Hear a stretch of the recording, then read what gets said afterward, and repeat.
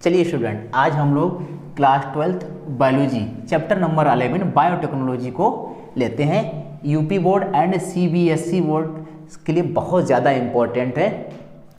इसमें हम most important topic cover करेंगे आपका रिकॉम्बिनेंट डीएनए टेक्नोलॉजी। क्वेश्चन देखो, कल एग्जाम है आप लोगों का, खासकर यूपी बोर्ड वाले स्टूडेंट्स का।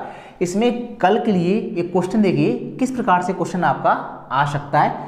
देखिए, रिकॉम्बिनेंट डीएनए टेक्नोलॉजी पर निबंध लिखिए या आरडीएनए, आर का मतलब होता है रिकॉम्बिनेंट डीएनए टेक्नोलॉजी क्या है, इसके द्वारा मानव इंसुलिन का निर्माण कैसे होता है। तो हम लोग अब समझने की कोशिश करते हैं रिकॉम्बिनेंट डीएनए टेक्नोलॉजी क्या होती है। देखिए, कह रहा है the joining of two foreign DNA molecule from different species of the from different species by the help of biological tools is called recombinant DNA technology. मतलब दो अलग अलग स्पीसीज के डीएनए को लेकर बायोलॉजिकल टूल की सहायता से जोड़कर एक नया या एडवांस डीएनए बना लेना रिकॉम्बिनेंट डीएनए टेक्नोलॉजी कहलाता है। अब इस संपूर्ण प्रोसेस को हम लोगों ने 7 स्टेप्स में डिवाइड किया है। अब हम इसको स्टेप बाय स्टेप्स देखते हैं। सबसे पहला स्टेप है आइसोलेशन ऑफ डिजायर्ड जीन। कहते हैं आइसोलेशन ऑफ डिजायर्ड मतलब ऐच्छिक जीन या ऐच्छिक डीएनए का पृथक्करण। अब हमें यहाँ पर रिकॉम्बिनेंट डीएनए टेक्नोलॉजी भी समझना है और इंसुलिन प्रोडक्शन भी समझना है। तो हम क्या करते हैं, ह्यूमन की पैंक्रियास सेल लेते हैं, और क्योंकि इंसुलिन का निर्माण सभी लोग जानते हैं यूकोलाई के माध्यम से होता है, तो हम क्या करते हैं, सबसे पहले ह्यूमन की पैंक्रियास सेल्स को हमने ले लिया। इस पैंक्रियास सेल्स में हमने न्यूक्लियस को लिया और न्यूक्लियस के अंदर क्रोमोसोम्स होता है। अब क्या करते हैं, इस न्यूक्लियस को और जितना प्रोटीन वगैरह है या आरएनए वगैरह पड़ा है उसको हम स्पेशल टाइप्स के एंजाइम की हेल्प से इसको हम गला देते हैं। लिखा भी है आइसोलेशन ऑफ इंसुलिन डीएनए या जीन या इंसुलिन जीन या इंसुलिन डीएनए का पृथक्करण। सबसे पहले इस सेल को हम गला देंगे। गला देने के पश्चात इसके केंद्रक से डीएनए को बाहर निकाल लेंगे। निकालने के पश्चात इस डीएनए को इस प्रकार से, ये डीएनए आपका आउटर हो गया। अब इस डीएनए के खंडों को हम एक स्पेशल टाइप्स के टूल्स का इस्तेमाल करते हैं। इस टूल्स को कहते हैं रेस्ट्रिक्शन एंडोन्यूक्लिएज। इसका बहुत सारे रूप होते हैं, EcoRI फर्स्ट। तो ये ऐसा एंजाइम है जो डीएनए खंडों को उनके स्पेशल सेगमेंट्स पर तोड़ने का काम करता है, या ऐसा एंजाइम जो डीएनए के स्पेशल सेगमेंट्स को तोड़ देता है उसे रेस्ट्रिक्शन एंडोन्यूक्लिएज एंजाइम कहते हैं। अभी देखिए, ये आपका डीएनए सेगमेंट्स है, इसकी 5 primer 3 primer 3 primer 5 primer direction है। अब रेस्ट्रिक्शन एंडोन्यूक्लिएज एंजाइम्स आया और इसने क्या करा, इनको स्पेशल खंड पर तोड़ दिया। जैसे ही इसने स्पेशल खंड पर तोड़ दिया तो इनके डीएनए के इस प्रकार से इंड बन के तैयार हो जाएंगे। इन इंड को स्टिकी इंड कहते हैं। अब यहाँ तक हमने डीएनए को निकाल लिया है और डीएनए को निकाल लेने के पश्चात उसको हमने रेस्ट्रिक्शन एंडोन्यूक्लिएज एंजाइम की सहायता से तोड़ भी लिया है और स्टिकी इंड, चिपचिपे इंड भी हमने बना लिए। चिपचिपे इंड इसलिए बनाते हैं क्योंकि ये फॉरेन डीएनए या किसी जो दूसरा डीएनए है या वेक्टर डीएनए से आसानी से चिपक सके। अब दूसरा पॉइंट कह रहा है, इतनी प्रोसेस हो जाने के बाद अब दूसरा पॉइंट कह रहा है selection of vector DNA or plasmid. अब इस जीन को ट्रांसफर करने के लिए हम क्या करेंगे, वेक्टर डीएनए का या प्लाज्मिड का सिलेक्शन करेंगे। Selection of vector DNA plasmid. Vector DNA क्या होते हैं, ऐसे डीएनए जिनमें सेल्फ रेप्लिकेशन की पावर होती है और एक्टिव साइट होती हैं, उन्हें वेक्टर डीएनए कहा जाता है।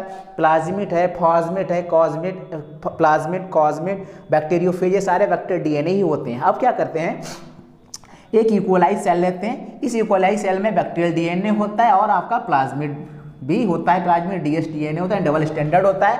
अब क्या करेंगे, इस बैक्टीरियल सेल को लाइसोजाइम एंजाइम की सहायता से गला देते हैं और प्लाज्मिड को बाहर निकाल लेते हैं। जैसे ही प्लाज्मिड बाहर आया, अब इस प्लाज्मिड को भी रेस्ट्रक्शन एंडोन्यूक्लियस या EcoRI फर्स्ट से क्या करते हैं, तोड़ लेते हैं और स्पेशल और इनके भी स्टिकी एंड चिपचिपे सिरे बना लेते हैं। अब देखिए ये भी टूट के तैयार हो गया, ये भी टूट के तैयार हो गया। अब हम क्या करेंगे, दोनों पॉइंट, अब देखिए इन दोनों चीज़ों को क्या करते हैं, joining both DNA and produce recombinant. अब दोनों DNA मॉलिक्यूल्स जो बन के तैयार हुए हैं उनको एक एंजाइम आता है जिसका नाम है लाइगेज एंजाइम। ये लाइगेज एंजाइम दोनों खंडों को आपस में जोड़ देता है। जैसे ही जोड़ेगा तुरंत ही आपका RDNA बन के तैयार हो गया, इसे बोलते हैं RDNA। देखिए ये बन के आपका तैयार हो गया, इसे बोलते हैं रिकॉम्बिनेंट DNA या पुनर्योगज DNA।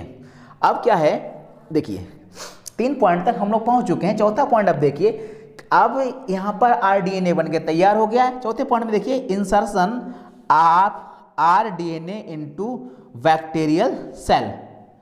अब क्या करेंगे, जो आपका RDNA बन के तैयार हुआ है इसको क्या करेंगे, एक ऐसी बैक्टीरियल सेल लेंगे जिसमें आपका प्लाज्मिड ना हो।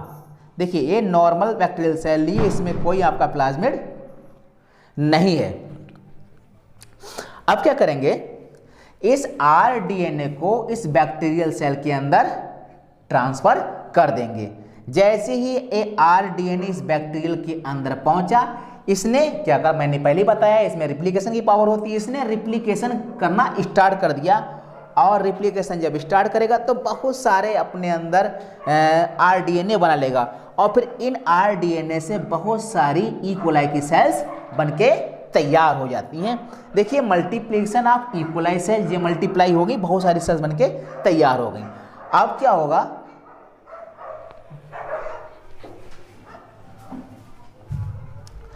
हाँ अब क्या होगा, देखिए obtaining foreign gene from RDNA। चौथे स्टेज में क्या करेंगे, जैसे ही आपका जो RDNA बनके तैयार हुआ है, अब इस RDNA से हम फॉरेन जीन को बाहर निकाल लेते हैं और फिर इस जीन की सहायता से हम इंसुलिन का प्रोडक्शन कर लेंगे।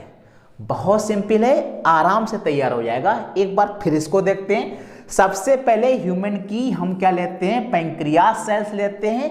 पैंक्रियास सेल्स में बीटा सेल्स को लेते हैं। बीटा सेल्स से इंसुलिन जीन को बाहर निकाल लेते हैं विभिन्न प्रकार के एंजाइमों का यूज करके, क्योंकि विभिन्न प्रकार के एंजाइम्स मतलब देखिए ऐसे एंजाइम जो सेलुलोज की सेल वाल को गला देते हैं, ऐसे एंजाइम जो प्लांट की सेल वाल को गला देते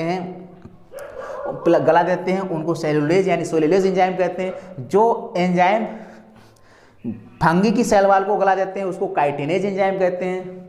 इस प्रकार से देखिए, सबसे पहले ह्यूमन सेल है, इसको हमने गला दिया, DNA को बाहर निकाल लिया और निकाल लेने के पश्चात हमने रेस्टिकेशन एंडोन्यूक्लियस एंजाइम की सहायता से तोड़ लिया। तोड़ लेने के पश्चात इसके चिपचिपे इंड बना लिए। अब इन इंडों को क्या करेंगे, एक हम बैक्टीरियल सेल लेंगे, उसमें प्लाज्मिड को बाहर निकाल लेंगे। ये प्लाज्मिड बाहर निकाल लिया किसी सहायता से, लाइसोजाइम एंजाइम की सहायता से।